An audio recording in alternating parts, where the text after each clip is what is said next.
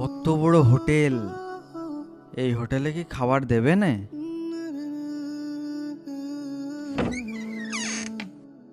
ওমা, দরজা দেখে একাই বন্ধ হয়ে গেল। অভাবের তাড়নায় আসিফ একটা রেস্টুরেন্টে এসেছিল কাজের বিনিময়ে কিছু খাবার খেতে। সে রেস্টুরেন্টের মালিককে বলল, কাকা, আমার খুব ক্ষুধা লেগেছে, খাওয়ার কিছু আছে?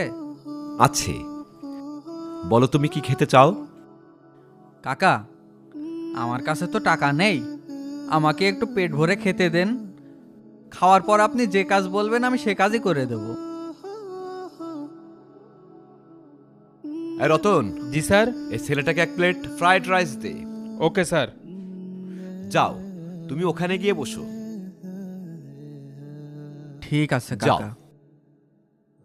আসিফ সাথে সাথে একটা চেয়ারে বসলো